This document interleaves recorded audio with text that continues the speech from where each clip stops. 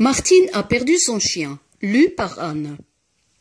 Martine habite la résidence des Sapins. Devant la résidence, il y a un parc à voitures, des bancs, de la verdure. C'est là que les enfants se retrouvent.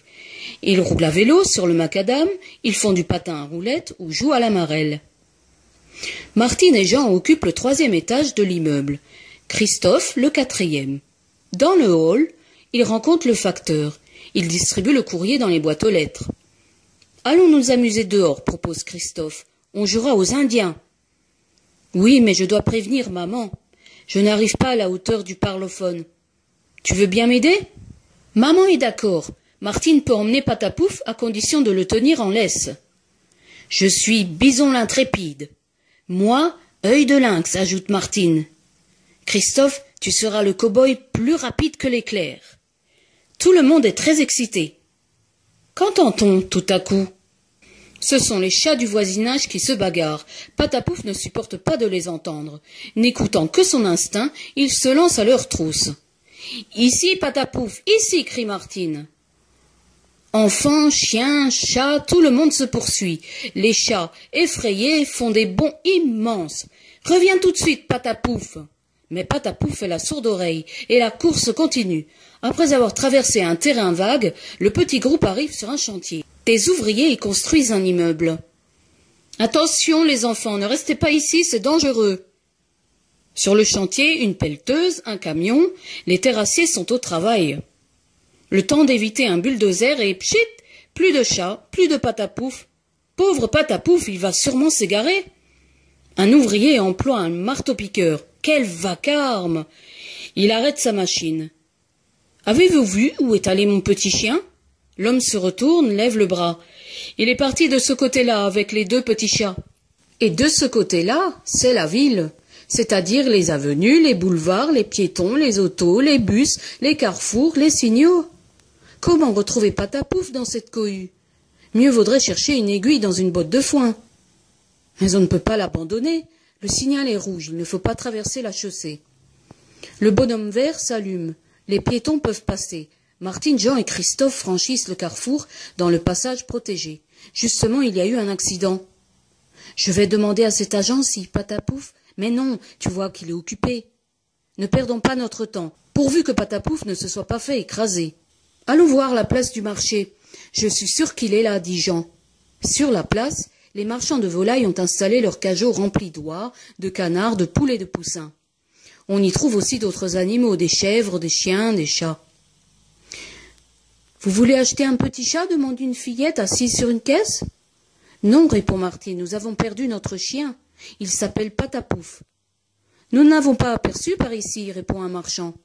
Renseignez-vous plus loin. » Une idée sombre traverse l'esprit de Martine. « Et si on avait volé Patapouf ?» dit-elle. « On ne vole pas un chien comme ça, c'est ridicule. » Jean hausse les épaules. Martine pourtant n'est pas rassurée. Arrive un garçon qui a tout entendu. « Vous cherchez un petit chien ?»« Moi je l'ai vu dans la rue des Trois Baudets. »« C'est où la rue des Trois Baudets ?»« C'est par là, à gauche, et puis la 2e rue à droite. Dépêchez-vous si vous voulez le rattraper. » Un rien suffirait pour que Martine et Patapouf se rencontrent. Hélas, le hasard en a décidé autrement. En courant, Patapouf s'est éloigné davantage. Il file droit devant lui sans savoir où il va. Toutes les chances de le retrouver se sont envolées d'un coup. Dans ce quartier, Patapouf ne connaît personne. Des enfants aimeraient bien jouer avec lui, mais Patapouf n'en a pas envie. Il voudrait rentrer à la maison. Un monsieur à l'air aimable lui dit « Où cours-tu comme ça, mon ami ?» Manifestement, Patapouf ne le sait pas lui-même. Serait-il au marché aux puces? On devrait le poursuivre en calèche. Ce serait moins fatigant, dit Christophe. Tu n'y penses pas, ça coûte trop cher. Patapouf est peut-être descendu dans le métro. Qu'aurait-il été y faire? Qui sait? Allons voir quand même. Dans la station de métro, les gens vont et viennent. Les voitures défilent en grand nombre. Leur grondement est assourdissant. Christophe n'est pas à son aise. « Sortons, tu vois bien que Patapouf n'est pas ici. » Martine est inquiète. Elle commence à désespérer. « On ferait mieux d'abandonner, dit-elle. Et s'il était dans la rue piétonne? Demandons à ces gens installés à la terrasse du café. « Pardon, madame, n'avez-vous pas aperçu notre petit chien? Il est grand comme ça. Il a de courtes pattes et de longues oreilles. Un roux? Oui, madame.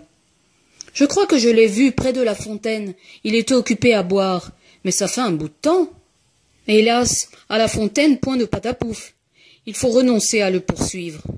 Nous sommes trop loin de la maison. J'ai une ampoule au talon, dit Martine. Asseyons-nous.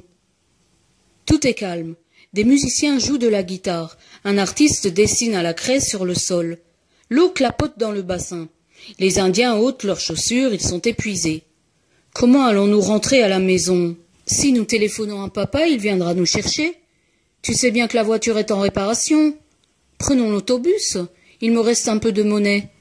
Moi aussi. Nous avons suffisamment d'argent pour retourner à la maison.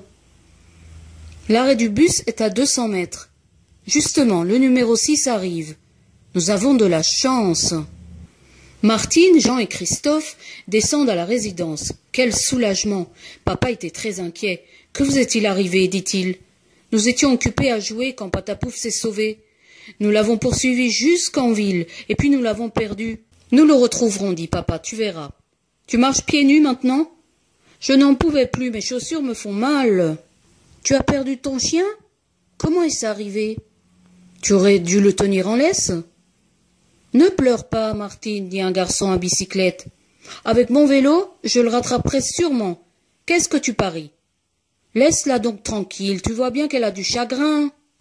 La nuit est tombée sur la ville. Les enseignes lumineuses clignotent. Les néons scintillent aux fenêtres des buildings. Le long des avenues filent les voitures. Elles virent à droite, à gauche, s'entrecroisent.